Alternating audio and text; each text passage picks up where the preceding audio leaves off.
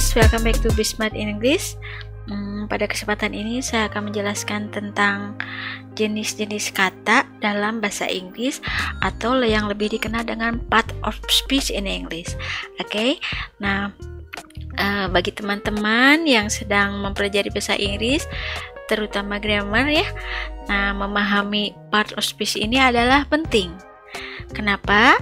Karena tiap-tiap jenis kata dalam bahasa Inggris itu memiliki fungsi dan aturannya masing-masing ya, atau aturannya sendiri. Oke. Nah, dan apabila kita mempelajari grammar, kita kan tentunya akan sering bertemu dengan istilah determiner, artikel, noun, and then apa tuh? Adjective, adverb ya.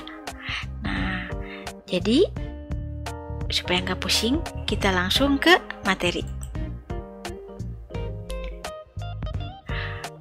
Jenis kata yang pertama adalah noun ya. Noun adalah kata benda ya. Jadi ingat-ingat, noun adalah kata benda, fungsinya menerangkan nama benda, orang, tempat, dan ide. Ya, contohnya ini ya, contoh noun itu adalah mobil, car, jam tangan, watch, kereta api, train. Nah, ini kebahagiaan, happiness. Nah, kalau yang ada nes-nesan begini ya, ujungnya itu termasuk kata benda ya, yaitu noun. Tapi kalau happy aja bukan noun, itu kata sifat ya. Jadi kalau yang ujungnya ada nes gini, kayak loneliness, itu juga sama kata benda kategorinya.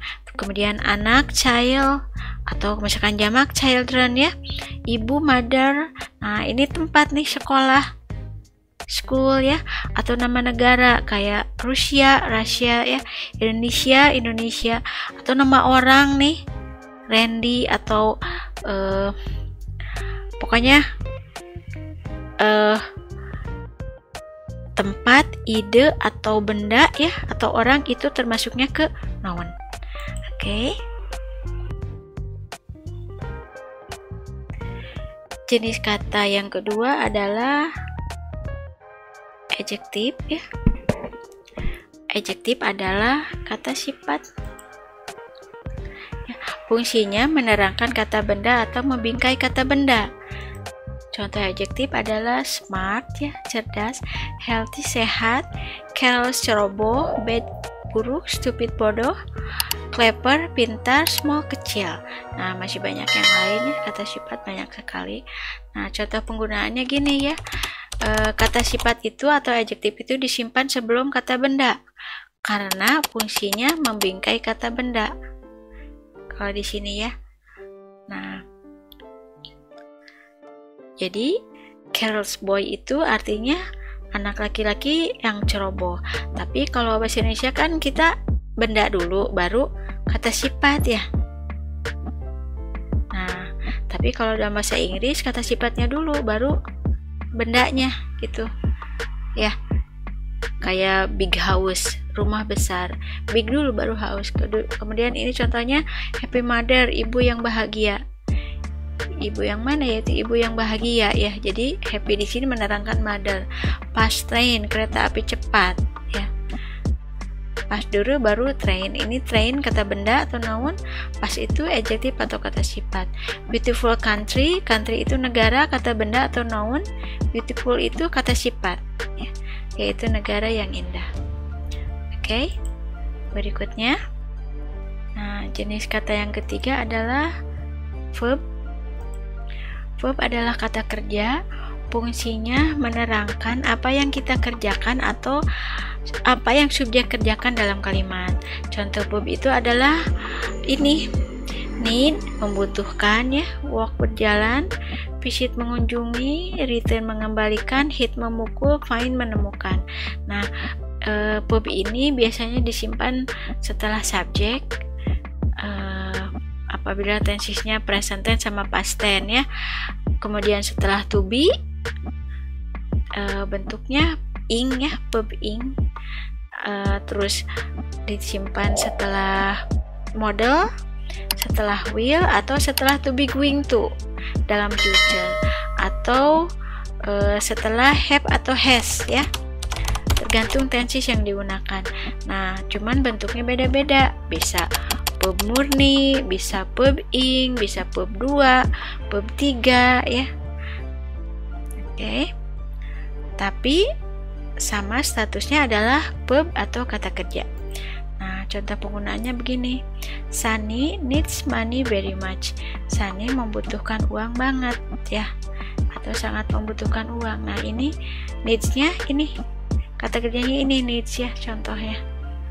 Disimpan setelah subjek. Kemudian yang kedua, I'm writing a letter. Nah, verb di sini adalah ini, writing. Artinya sedang menulis. Tapi karena ini present continuous tense, verbnya ditambahin ing. Ya, ini merupakan aktivitas atau kegiatan yang dikerjakan oleh subjek. Ketiga, we shall return the book. Kami akan mengembalikan buku ke perpus. Ya, ini return mengembalikan, disimpan setelah modal shall ya. Maaf, setelah shall. Ini kata kerja atau verb yang dilakukan oleh we ya. Oke, berikutnya number 4, pronoun. Nah, pronoun itu kita udah pelajari di video sebelumnya. Pronoun itu adalah kata ganti orang atau benda ya, dan benda. Nah, kenapa ada benda? Karena ada it. Nah, contohnya ini pronoun teh. Kemarin kan kita udah belajar pronoun itu ada subjek pronoun, objek pronoun ya, ada possessive adjective, ada possessive pronoun, ada reflexive pronoun. Nah, itu semuanya termasuk kategori atau jenis kata ganti ya. Nah, kenapa ini ada benda?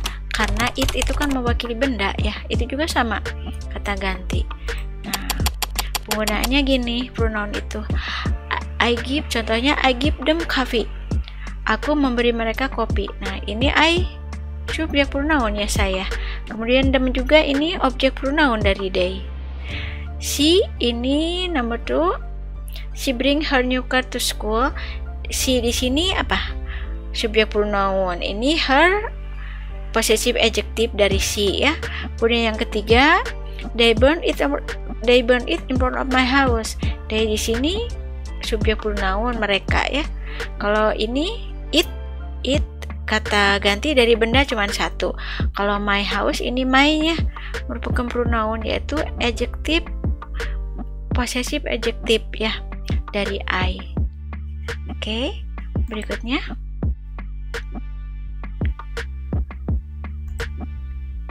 adverb.